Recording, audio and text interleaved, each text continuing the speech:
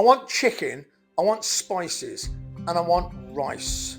But the only problem is, I've only got 1 hour and I've only got 1 pot. And I don't want to muck around. Today I'm cooking dirty Mexican chicken rice. And my teenage daughter wanted to put cheese on it, for God's sake. Hi there, good to see you. How's it going? Welcome back to my channel, Chef Archie's Easy Recipes.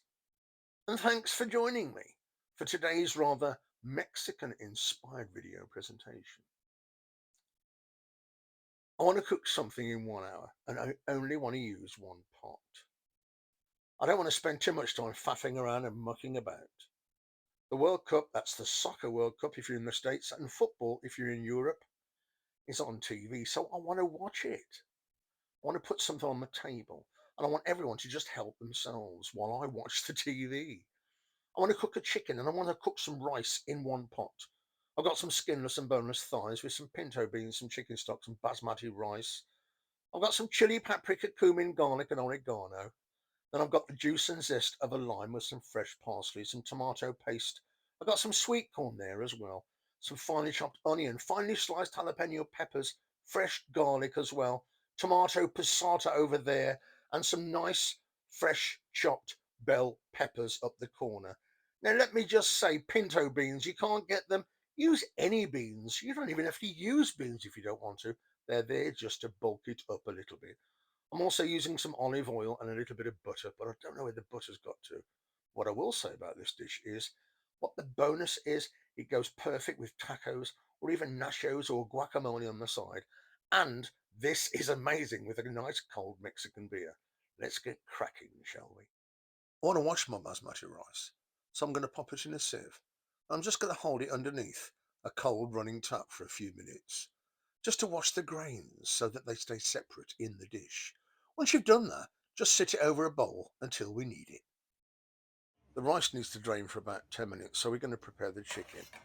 Here's our thighs, no skin, no bone, in the bowl with some lime zest, of 1 lime, I think, along with some garlic powder, followed by some paprika, some chili powder. You can use mild, medium, hot, whatever you have. Cumin goes in next. And I've got some oregano. If you live in the States, they call it oregano. I love the way we have different pronunciations for our ingredients. Lime juice goes in, and now I want you to just mix it for a few minutes and leave it alone for about 10 minutes while the rice is draining. And as soon as that's up, you can get the pan on with some olive oil in there as well. I'm going to throw in a chunk of butter too, because I love butter. Once it's sizzling away, take each piece of chicken that's by now covered in all those different flavors and spices and pop it in the pan. We're going to cook the chicken for about 3 to 4 minutes each side, and all the chicken should fit in the pan. I will include the measurements and the diameters, etc. of my pan in the description box below. And like I said, the chicken will fit in beautifully. And we're in no rush. We want to cook this chicken well. We want to get a nice bit of colour on the chicken, because that colour is going to influence the flavour of the end dish. Once it's had about 3 or 4 minutes, you can then have a little peep maybe. And if you're happy with the way it's charred underneath, it's then time to turn the chicken over. And the smell is just about spectacular in my kitchen. There you go. It's had about 3.5 to 4 minutes now, and as you can see, we've got a lovely charred crust on each piece of chicken. And let me just say, you don't have to use skinless and boneless. If you want to leave the skin and the bone on, you can, and I will put in the description box below the extra time you need to cook it for. So once that chicken has pretty much cooked all the way through, and I know it sounds quick, but 7 to 8 minutes in total will cook a piece of chicken. It's only about 1 inch to 1.5 inches thick. So remove all the chicken, all those lovely juices, the olive oil, the butter, the flavour of the chicken itself, And then you've got a little bit of lime juice, all mixed in with all those different flavors, the chili, the paprika, the garlic, the oregano. We're going to get a wonderful cocktail of flavors in our pan. I'm throwing in my onions, my sliced jalapeno peppers, and my garlic. My finely diced bell peppers, yellow, orange, and red, are going in. And then I'm just going to start to give this a bit of a mix, but I want a bit of extra olive oil. I'm heavy on my olive oil, I'm afraid. Okay, get that all mixed in. We're going to saute our veggies in this pan for about 10 minutes. And obviously we want to pretty much cook them through. Not completely obliterate them, because they're going to continue cooking with the rice and the chicken later on. But as you can see, the appearance of the vegetables is changing. They're starting to cook nicely. And then I'm going to throw in my tomato paste, all my lovely fresh chopped parsley out of my garden. I'm going to stir that all around. And don't forget, all the flavours are mixing in. We've got a fabulous, wonderful combination of different aromatic flavours and textures going on. So once that's mixed in, get your rice that's been draining for 10 minutes, throw it in there, put the heat right down to low though. We don't want to burn our rice. Now, for at least 8 to 10 minutes, stir the rice over a low heat. And we're going to witness a complete change in the way the rice appears to us. At the moment it's white, and then all those different juices and flavours and colours are going to spread all around the rice. And then the rice is going to start cooking. And once again, the appearance of the rice will change. It will start to toast. The pan is going to dry up slightly, and our rice will toast. Now I must emphasise this, the heat has to stay on a low setting. Do not burn the rice or else it will become bitter. Can you see? That's the stage we want to get at. The grains are nice and separate. They've started to turn translucent, almost see-through. And at that point now is when we want to add our chicken stock. Just pop that in, and we're on a low to medium heat, by the way, at this stage. Put that chicken stock in, and whatever chicken stock you want to use, I'm not fussy. Followed by our tomato passata. I know in the States you guys call this tomato sauce.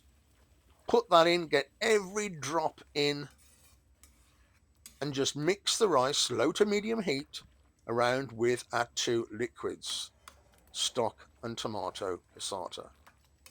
Mix it round, and you'll need to bring everything to a gentle simmer. And it looks very interesting, and it smells very interesting too. Once that's all mixed in, all those flavours are completely combined, everything's mixed in nicely, evenly distributed, you can then return your pieces of charred chicken thigh and spread them about the pan. Just nestle each piece in. Oh, don't forget that bit on the tray. That's really important. That's really, really loads of flavour. Juices, the chicken, all those different spices going on there.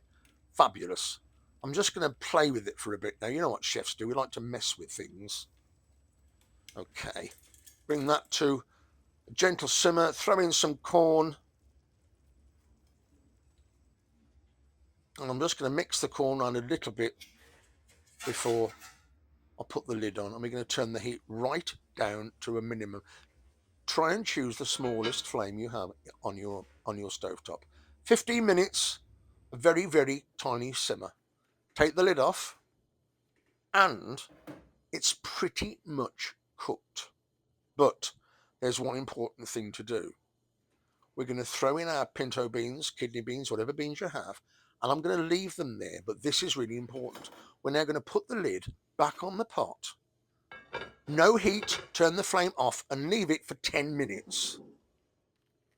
Then take the lid off, and there is dinner for the family while I watch the World Cup. Mix it all up, just casually. mix the beans in with the other ingredients, and the rice is cooked reasonably separate. It's never going to be perfectly separate because there's so many other solids involved, but it's a dirty Mexican chicken rice, everyone. And it looks bloody marvellous. I can't wait to get stuck in. It really is the perfect one pot dish. It's only taken us an hour to prepare chunks of chicken thigh. No bones, no skin, lots of different spices, lots of different vegetables. It looks bloody amazing. I'm going to throw some salt and pepper over the top. It really is absolutely fabulous. Now, my daughter at this stage said to me, it would be lovely if we put some cheese on. And I said, what? Well, I'd like some cheese on mine. So this next bit is because my daughter specifically requested a little bit of cheese on it. And I mean, it looks lovely. I don't want any cheese on it at all. Doesn't it look fabulous? And if you're on the side of my daughter, here's the cheese. Little squares of thinly sliced Gruyere. Put them all over. Well, she actually did this bit.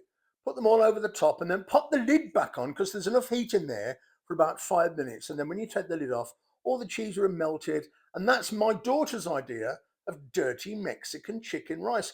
I've put a little bit of green on it just to make it look chefy.